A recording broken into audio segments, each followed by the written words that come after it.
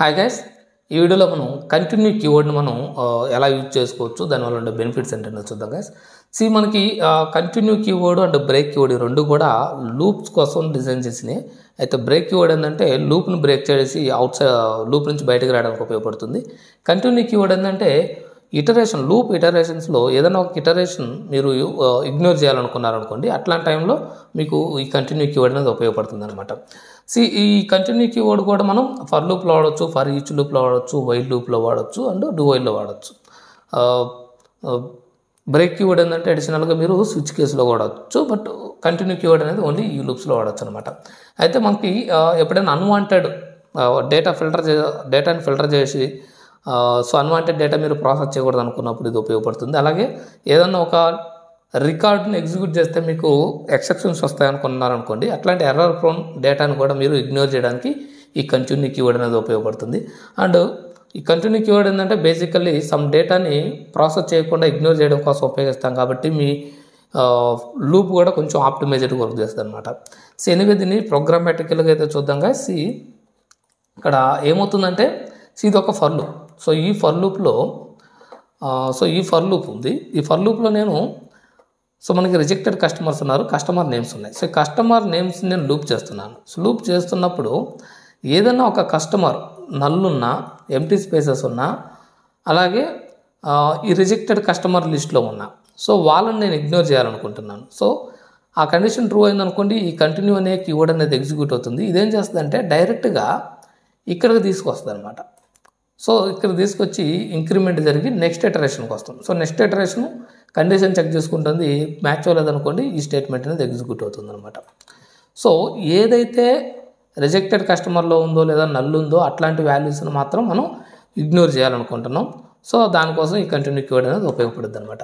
దీన్ని ఎగ్జిక్యూట్ చేసి చూద్దాం, that you can understand better. First ఏం చేస్తానంటే without this continue keyword execute చేసి చూద్దాం. రిజల్ట్ ఎలా ఉందనేది చూసి ఆ తర్వాత మనం ఈ కంటిన్యూ కీవర్డ్ని కూడా యూజ్ చేద్దాం గైస్.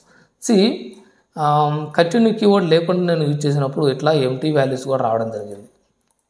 ఎంటీ వాల్యూస్ రావడం జరిగింది. అలాగే ఈ రాజేష్ అండ్ కోటేశ్వర వీళ్ళిద్దరు కూడా రిజెక్టెడ్ కస్టమర్ లిస్ట్లో ఉన్నారు. వీళ్ళని కూడా ప్రాసెస్ చేయడం జరిగింది అనమాట. ఇవి డేటాబేస్ నుంచి వచ్చే వాల్యూస్ అనుకోండి, లేదంటే ఇంకా మీకు వేరే మెథడ్ని కాల్ చేస్తున్న ప్రాసెస్ అనుకోండి.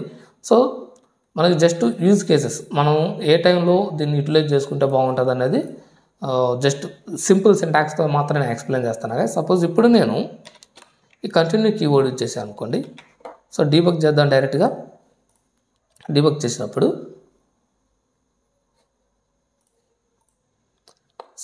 ఇప్పుడు i = 0. 0 ఇండెక్స్లో శ్రీనివాస్ అని ఉంది. శ్రీనివాస్ అనేది ఇక్కడ ప్రింట్ అవుతుంది. అలాగే ఇండెక్స్ 1లో రాము ఉంది.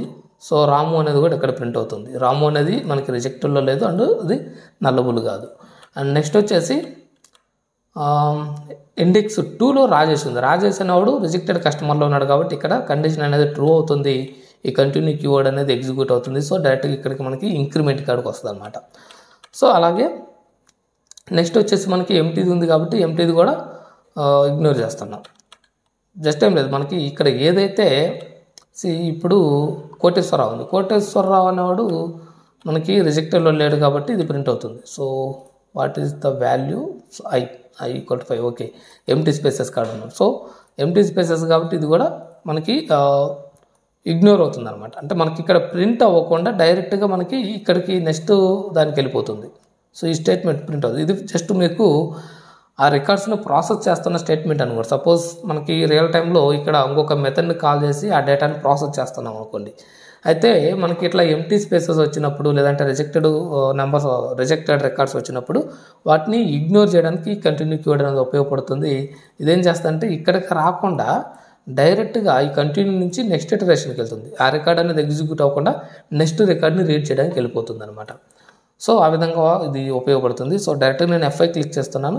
F5 క్లిక్ చేసినప్పుడు మీకు రిజల్ట్ ఎలా వచ్చిందనేది చూద్దాం గైస్.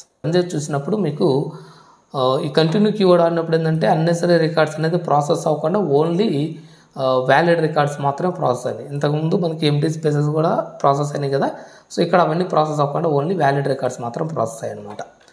సో అలాగే దీన్ని మనం ఈ కంటిన్యూ కీవర్డ్ని ఫర్ లూప్లోనే కాదు, ఇక్కడ ఫర్ ఈచ్ లూప్లో కూడా ఆడుకోవచ్చు గైస్. సో ఫర్ ఈచ్ లూప్లో కూడా యూ కెన్ యూటిలైజ్ దిస్. అలాగే వైల్ లూప్. సో వైల్ లూప్లో కూడా మనం యూటిలైజ్ చేసుకోవచ్చు. సో ఇదేం చేస్తుంది అంటే కంటిన్యూ కీవర్డ్ ఉన్నప్పుడు మనం ఇక్కడ ఇంక్రిమెంట్ చేస్తున్నాం, డైరెక్ట్గా ఇక్కడికి వచ్చేస్తాం అనమాట. So that's all about this video guys. So మనకి కంటిన్యూ కీవర్డ్ అనేది సో అన్వాంటెడ్ డేటా మీరు అంటే కరెంట్ ఇటరేషన్ మీరు ఇగ్నోర్ చేసి అన్వాంటెడ్ డేటా ప్రాసెస్ చేయకుండా ఉండాలంటే మీకు ఈ కంటిన్యూ కీవర్డ్ అనేది ఉపయోగపడుతుంది అనమాట. I hope you understand guys. ఇంకా నేను మిస్ చేసిన అనిపిస్తే please provide your doubts on the comment box. Thanks for watching. Please subscribe my channel.